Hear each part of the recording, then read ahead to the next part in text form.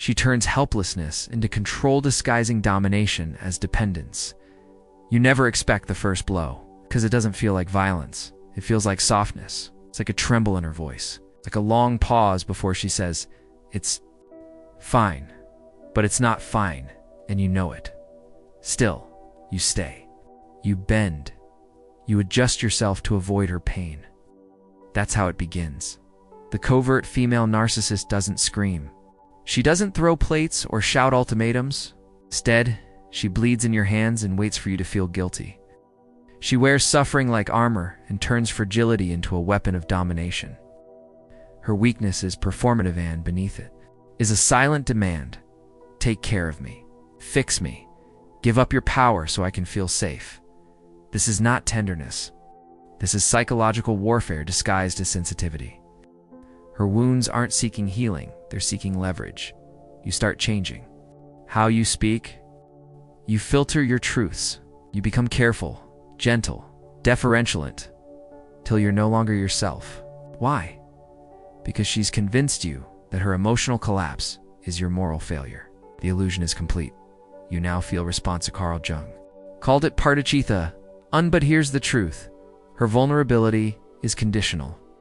The moment you stop rescuing her, she turns cold, withdraws affection, punishes you with silence. Her pain only exists when it serves her power, you think. Protecting her means you're strong. But ask yourself, why must your strength always shrink to Matthew? Covert narcissist doesn't want healing. She wants a host.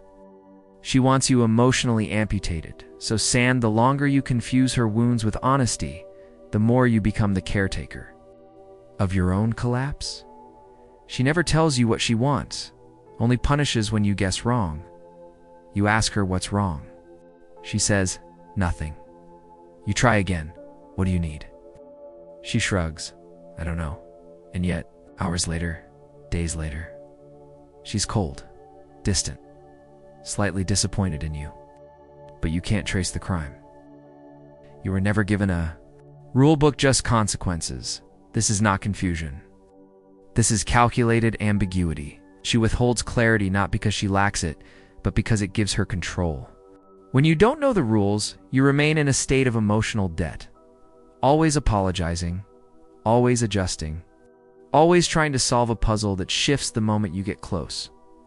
Strategic ambiguity is a form of psychological erosion. It replaces mutual understanding with silent test. Every test is rigged. Her silence isn't absence, it's pressure. Her vagueness isn't passive, it's predatory. She watches how hard you work to decode her, and with every guess you make, you're training yourself to orbit her mood. Jung would call this a form of projection, masquerading as mystery. She casts her own inner chaos onto you, then demands you organize it for her. You become the emotional janitor of a house you didn't build. But here's the darker truth. She needs you confused. Clarity is a threat to her power. If you understood her fully, you could walk away. If you saw through the mist, you'd realize how little is actually there. So she keeps the game going. She keeps you dancing. Schopenhauer once said that the will is most powerful when it is unseen. This is the essence of her strategy. Ever speak directly, never demand overtly, never let you pin her down. She rules with impressions, not facts. And the longer you stay, the more you internalize the ambiguity. You stop trusting your own perceptions. You doubt yourself before you doubt her. That's the trap. That's the design. You were never meant to understand her. You were meant to chase her understanding of you. She plays the suffering saint. To make you hate yourself, she tells you how much she's sacrificed, how much she's endured, little she asks for in return. It sounds noble, humble even. But beneath her soft words lies a razor. You are the reason she suffers.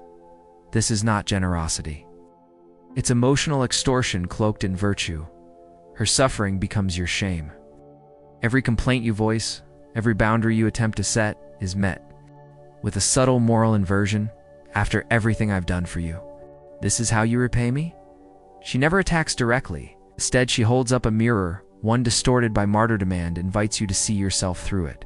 A taker, a disappointment, a selfish man who wounds the woman who gives him everything.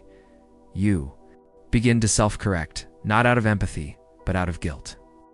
You offer more than you want to give. You abandon your needs to validate hers. This is the brilliance of the martyr mirror. It rewires your sense of integrity. You think becoming smaller is becoming good, but it's a setup. Carl Jung taught that what you refuse to see in yourself will appear in the other.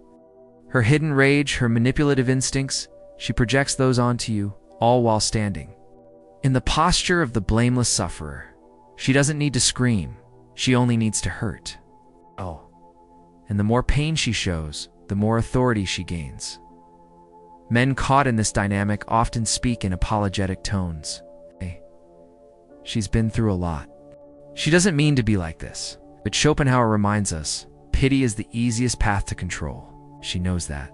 Her pain is performance, sharpened into guilt-tipped arrows. Here's the pivot. When her martyrdom feels like moral high ground, ask yourself, why does her suffering always come with strings attached? Why does her goodness require your silence? Her compassion is conditional. Her giving is bait. And her wounds, while real, have become currency spent to buy your submission. This isn't love. It's a slow erasure of your dignity. Wrapped in the illusion of devotion, she lures without asking, then shames you for noticing. She doesn't flirt, not openly. She simply lingers, touches her neck while talking, leans in slightly too close, lets her eyes hold yours a fraction too long. Nothing she does is overt. Nothing you can point to. And yet you feel a tan, unspoken invitation. This is not accidental. It's calculated ambiguity, weaponized through body language and tone. She never claims desire. She just makes sure you feel it. Then, when you respond, when you mirror the tension she crafted, she recoils, calls you inappropriate, accuses you of misreading her. You're the one who went too far. This is passive seduction. The art of generating tension without responsibility. She never makes a move, only creates the conditions in which you move first, so she can punish you for it. Jung would say, this is anima possession, the female archetype not seeking integration, control. She dances just out of reach, stirs. Your longing then blames you for hungering. You're not allowed to name what's happening. If you do, you're projecting. You're crazy. She's just being herself, but she's not. She's constructing a psychological maze, a place where attraction becomes accusation and desire is a trap. Why does she do this? Because it gives her power without vulnerability. She can feel desired without risking rejection. She can play innocent while manipulating perception. And in evolutionary terms, capes her options, open signals value without commitment. Schopenhauer saw through this centuries ago, that woman often exerts power not by force, but by suggestion, by cultivating want in others and then controlling. The supply, the impact on you, is confusion and self-doubt. You begin second-guessing your instincts. You feel ashamed for wanting what she dangled. You question whether you're the problem. And once that happens, she owns the narrative. You're no longer a sovereign man. You're a confused child, apologizing for his eyes. This is not intimacy, it's entrapment. True connection requires Jung's principle of shadow applies here. She externalizes her fear of betrayal by staging scenarios where you constantly have to disprove it. But when she herself withdraws or deceives, it's reframed as confusion, trauma, or just needing space, Schopenhauer warned. Of the asymmetry in relationships where one party demands devotion but grants themselves freedom, dead. And this is exactly how she structures the game. You must earn her loyalty daily. She, however, remains unbound. The result, you become hypervigilant. You police your behavior. You suppress your doubts. And when you do confront her, she accuses you of being insecure, controlling, or even abusive. The irony is brutal. The more loyal you are, the more she punishes you for it. Ease honesty. She offers none, only signals without substance, invitations without intent. And the more you chase the illusion, the more power you give to someone who never had to ask for it, she demands. Your allegiance while reserving her own exit. At first, it feels flattering. She tells you she's never trusted anyone like this. that you're different, that you're safe. But soon, that trust becomes expectation. Unspoken vows. You are now the emotional anchor, the protector, the only one who gets her. And with that role comes an invisible contract. Don't betray me. Don't leave. Don't question. This is the loyalty trap, psychological enclosure disguised as commitment. She pulls you in with affection, vulnerability, and intimacy, but it's all front-loaded. Once she senses your devotion, the mask shifts. Her affection wanes. Her support becomes selective. She starts measuring your actions against impossible standards while quietly reassigning the rules. The covert female narcissist doesn't want mutual loyalty.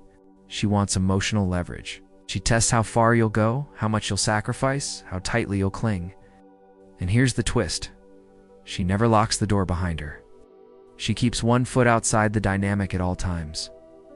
You'll start to notice it, the vague friendships with other men, the comments about how others treat her better, sudden coldness after moments of connection.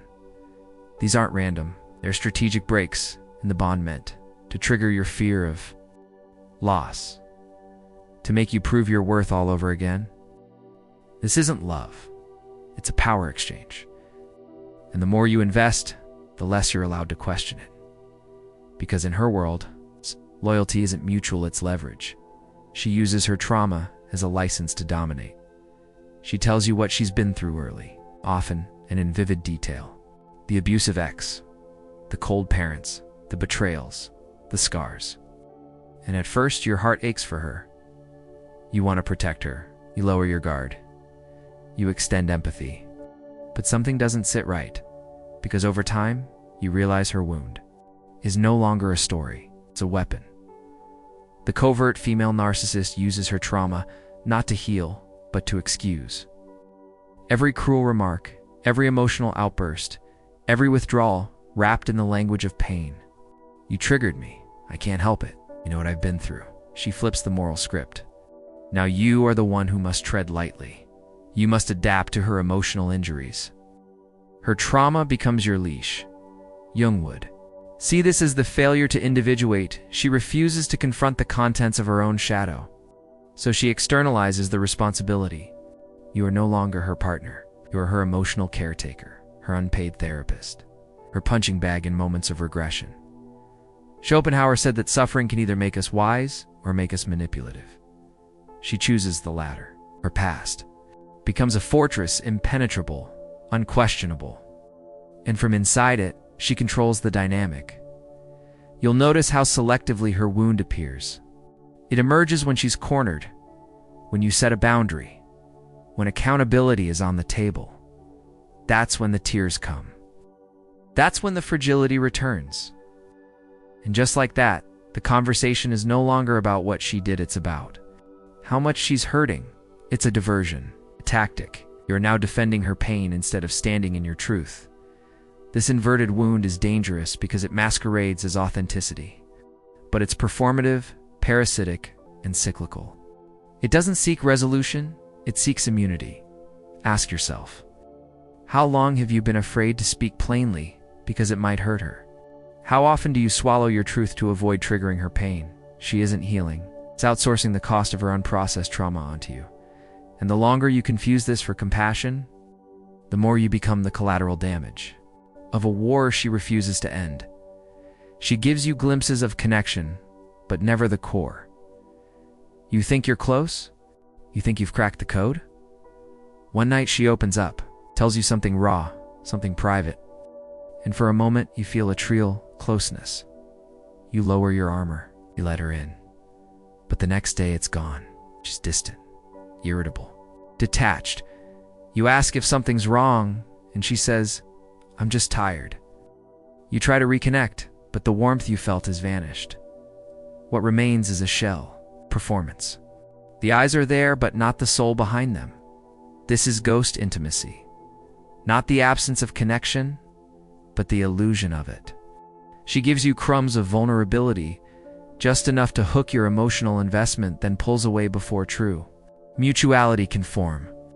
The emotional highs are intense, but fleeting. And in their wake, You're left starving for more. Jung would say she's possessed by the archetype of the anima seductress, a figure that promises wholeness but delivers entanglement.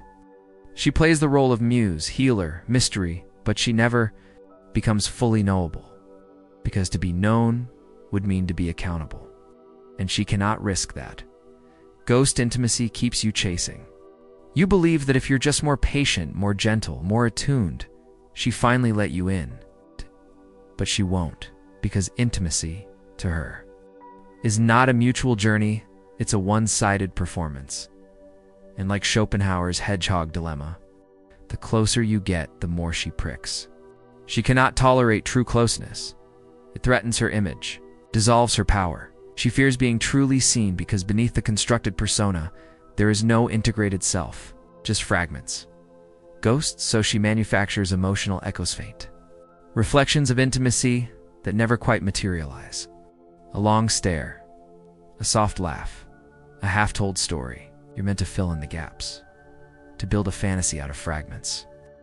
And you do because you've felt just enough to stay addicted. This is not connection. It's intermittent reinforcement. The same principle that keeps addicts hooked. Unpredictability, hope, the illusion of progress. But what you're really building isn't love, it's a projection. You're falling in love with the version of her you wish existed, and she's counting on that. She rewrites history and whispers. You beg for her truth. You remember the conversation clearly, the way she looked at you, what she said, how it made you feel. But when you bring it up later, she blinks, tilts her head, and softly replies, "I never said that." Or worse, "That's not how I remember it." You pause. You question yourself. Maybe you misunderstood. Maybe you're overreacting. Maybe the problem is you. This is covert gaslighting, not the dramatic, rage-fueled kind, but the subtle erosion of your memory, perception, and confidence. She doesn't accuse, she reinterprets. She doesn't deny reality outright. She distorts it gently, consistently, until you abandon your own clarity in favor of hers. This is how she gains control without confrontation. Because if she screamed, you'd recognize the abuse. But if she calmly, tearfully clarifies, you feel like the monster for pushing back. She weaponizes doubt. She replaces your certainty with hers. Carl Jung warned that the psyche, when disoriented, seeks refuge in the external. When you no longer trust your inner compass, you cling to her narrative to feel grounded if it makes you smaller. It's quieter, hollowed out, and that's the point. She uses selective memory. Convenient timing, shifting stories. She hides the knife behind the smile. Each time you call it out, she accuses you of being too sensitive, too controlling, or too emotional. The frame flips. You're the aggressor now, the unstable one. Schopenhauer observed that the manipulation of truth is one of the purest forms of will to power. She doesn't need to be right. She needs to be believed. She needs her version of events to become the only version that matters. And slowly, it works. You find yourself apologizing for things you didn't do, defending things she never admitted, editing your behavior in anticipation of a script she hasn't yet written, but you fear will arrive. This isn't confusion. It's programming. You've stopped trusting your memories. You've outsourced your sense of reality to someone who benefits from your uncertainty. Because once you stop trusting yourself, you'll believe anything she says. And she knows that. She studies your soul not to love it, but to exploit it. Listens intensely, asks you questions others overlook, notices your routines, your tells, your vulnerabilities. She mirrors your language, recalls small details, finishes your sentences. At first, it feels like intimacy, like someone finally sees you. But this isn't empathy. It's surveillance. The covert female narcissist weaponizes observation. She doesn't need to overpower you. She only needs to understand your structure, your past wounds, your needs, your fears. Then she positions herself accordingly. If you crave approval, she becomes your biggest admirer. If you fear abandonment, she becomes irreplaceable. If you need peace, she becomes stillnessant till she needs something. Then she flips the script. What once made you feel safe is now used to dismantle you. That story you shared about your father, it resurfaces during a fight thrown like a dart. That confession you made when you were vulnerable, she leaks it subtly, just enough to shame you. Not in public, but in private, when you least expect it. Jung warned that the most dangerous figures are those who appear empathic, but remain unconscious of their own shadow. She knows your triggers, but not her own. And so her understanding becomes control rooted not in love, but in leverage. She gathers data like a strategist preparing for war. And the more open you are, the more ammunition she stores. What's cruel is how tender it all feels in the beginning. You think you found someone who truly gets you, but in time, you'll feel exposed, stripped, hollowed out. Schopenhauer noted that humans often pursue knowledge of others not to connect, but to dominate. She exemplifies this. Her attention feels sacred, but it is surgical. And by the time you realize it, you've already handed over the keys, your trauma map, your values, your blind spots. She now knows how to break you without ever raising her voice. This is empathic surveillance. You weren't loved, you were studied. Your soul wasn't held. It was scanned, and she's counting on your hunger for connection to keep you from noticing the wild lure. Okay, she erases her identity to control yours completely. She's whoever you need her to be at first.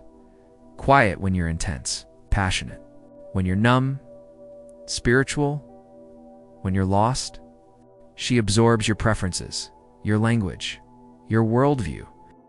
And you think, I've never met anyone who understands me like this.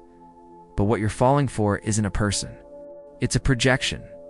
The covert female narcissist has no stable self. She doesn't build relationships through authenticity. She builds them through mimicry. Her sense of identity is fluid, constructed moment by moment to gain approval, allegiance, an emotional investment, like a psychological chameleon. She reflects you until you forget what's hers and what's yours. This is not connection, it's consumption. You start to lose yourself in her need to reflect you. She abandons her own desires so completely that you feel responsible for both sets of needs. It's intoxicating at first, this total absorption, but soon, the cost becomes clear. If you realize you're making all the decisions, carrying all the weight, living for two people, one of whom doesn't exist when you're not looking.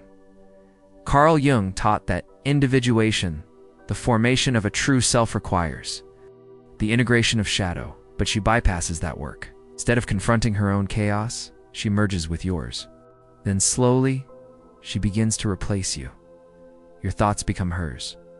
Your preferences, her default.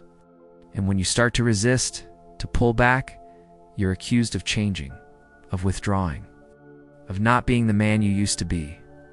But what really happened is that you started to remember who you were beyond the mirror she became. Schopenhauer would call this dynamic parasitic, a will that cannot stand on its own, must attach itself to another's. She doesn't vanish because she's weak. She vanishes to make you disappear, because when there's only one center in the relationship, it's hers. You think you're keeping her together, but you're not. You're dissolving, and the more you give, the more she becomes you, until one day you wake up and realize you've been loving an echo, not a woman. This is the final weapon. The disappearance of herself, to erase yours.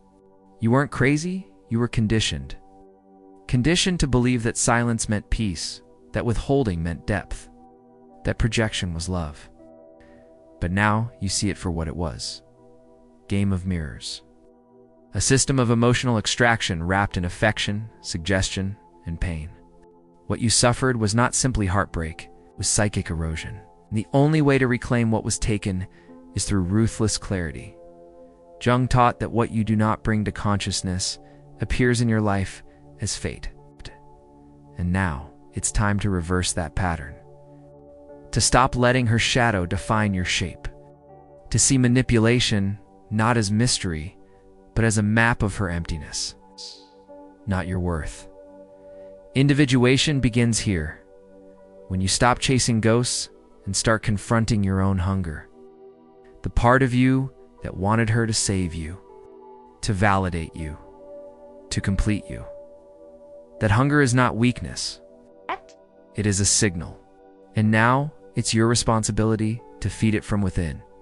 You are not here to orbit another person's fantasy. You're here to become sovereign. To see clearly, to choose wisely. Let her go not with bitterness, but with strategy. She taught you what power without self-awareness looks like. Now let that fuel your own. If this hits something real in you, don't keep it to yourself. Share it. Comment below with your experience. Like the video so it reaches others who are still trapped in the fog. The world is full of covert power games, and the only antidote is awareness. You deserve to see clearly, and someone else needs your clarity to find their own.